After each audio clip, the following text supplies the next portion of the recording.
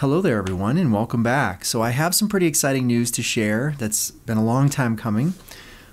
But before I reveal what this news is, I do want to take you back over a decade to something that I wrote on my old journal site, just to put this all in context. So in April of 2012, over on my journal site, I posted a new entry titled, "There Are Nowadays," and that comes from a quote from Thoreau.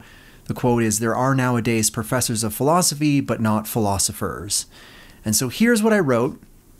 Keep in mind, this was 11 years ago, and then I'll talk about what the news is. So what I wrote was, I recently decided to go through and begin compiling a slew of text that I've written over the past few years. I'm still not entirely sure just what sort of medium it will all end up in, but I know if I don't at least take a little time to assemble it, it will forever live on as an unorganized cloud of thoughts and memories. What exactly is it that I'm trying to say with all of this philosophical existential mumbo jumbo? Well, there's a theme here, and the theme is that I like to tell stories. I don't know that I'm necessarily a good storyteller, but I like to tell and to share stories. Now, something happened last year, right around this time. I stumbled across this journal post of mine from 11 years ago, and I reread it. And it was like an epiphany. It was an inflection point in this whole process of trying to synthesize and collate and bring together all of these stories. And I had this moment where it was very moving, where I realized I have to do something about this, and I have to do something now. I've been writing these stories for years. I've been telling myself I'm going to do something with them. And despite, pecking away at it here or there and maybe writing a paragraph once in a while, nothing ever came of it. Nothing more than just my journal posts. And while the journal is a nice repository of things, it's very sort of chaotic. So I decided 1 year ago that now is the time to take that steering wheel and to drive it in the direction that I want it to go. And that direction was to put these stories together. My stories, the stories that I like to tell. And maybe that's arrogance, I don't know, hubris of like, I want to tell my stories. But I like telling stories, and I like sharing these weird, goofy things that fascinate me. And whether or not they fascinate anyone else, it doesn't matter. But they fascinate me. And I wanted to put these stories together for me, more than anything, for me and maybe for my family. And so I made that decision. 1 year ago, I said, I'm doing this. And I knew it wasn't going to be easy. Just like when I came to that point in my dissertation, I knew that it was going to mean months and months and months of dedication and hard work and proofreading and editing and fixing and refixing and just, I knew it wasn't just going to be like, well, tomorrow it'll all be done. And it wasn't. Many long nights, many hours that I could have been sleeping, many revisions, many grammar checkers and punctuation checkers, many style guides and book templates, and oh man, relearning when and when not to use semicolons and em dashes and what a split infinitive is, and oh geez, all these things that you learned in 8th grade grammar and you've forgotten because you never thought you'd have to use. The weird quirks and nuances of independently publishing, just countless things that you can't possibly imagine to deal with that just come up as you're working your way through this process. So we're here 1 year later, and we have this. This is it.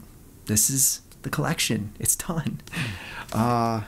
Very exciting. Man, it's getting me emotional. So it's not done, and I've said this before in other videos. This is what's called a proof.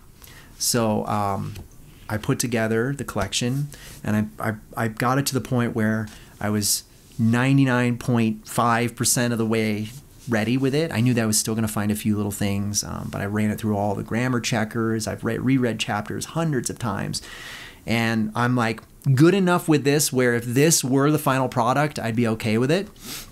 But I know that there's still a few tweaks that I want to make along the way. So I had gotten to the point where I was like, I'm ready to see what it looks like. And I got a print of my book. And it's opening that up and seeing it, like all those unorganized blog entries are now organized in a way that, you know, it's kind of weird. You can see all the stories in here, just stories and stories and stories. Is a strange feeling that I'm still processing. But, you know, I know they say pride is one of the 7 deadly sins or whatever, but this makes me feel very proud that I set a goal for myself. I forced that steering wheel in the direction I wanted it to go, and made it happen. And, you know, sure, I've got other things that are published. I've published scientific papers in science journals and such. I've gone through that whole peer review process many times. So it's not that this is my first ever thing that I'm published on, but it's different. It's different when it's a book. And so, you know, looking at the back, like, that's me right there. Like, that's me. Pretty weird to see, like, you know, to see this and to hold it in my hands. My point is that we've made it. We've made it to the end here. And other than a few weeks, I'm going to spend a couple more weeks just rereading, making sure I don't find any last-minute errors. And then it's going to go live. People, if anyone out there even cares about these stories, sure, you can read them, a lot of them for free on my old journal site. But this is different. They're organized, they're cleaned up. There's a lot more to the stories in here. And so feel free to watch some of the video clips on the Treks to Nowhere other channel. It's a very small channel, but I do essentially read the text almost verbatim from like the first 5 chapters on that channel. But there are 36 unique locations in here, and for each location, I do include coordinates. So, for example, you know, over here you've got location, date visited, the place, a map. I'm having some trouble here, and then the story. And you know, this story right here is about Sitgreaves Mountain, the Invisible Mountain, a very unique place here close to home. But yeah. I just wanted to share that news with all of you because this is something that has been consuming my life for the better part of the last year. There you go. One more sneak peek. And in a couple weeks, you'll be able to get yourself a copy if you really are so inclined. I don't know exactly what the price will be because I haven't decided if I'm going to use the glossy paper or the standard paper. But if it's the standard paper, it'll probably be about 20 bucks. If it's the glossy paper, it'll probably be closer to 30, just to break even. And there's a good chance that whatever profits I make, if I make any, probably like 50 cents a book or something, I'm going to probably donate to the American Heart Association. Long story there, but that's probably what I'll do. So I did not do this for the money at all. I did this for me. I did this for my family. And I know that I'll probably only sell like 50 copies ever. So not a big deal, but that's not why I did it. So looping this back around before I sign off here, I just want to say my point to all of this is not to brag or anything like that. My point is that every single one of you watching can do this. Can make something happen like this. You can write a book, you can make a collection, you can go on that adventure, you can do that thing that you've been putting off for all these years. You can hike the Appalachian Trail.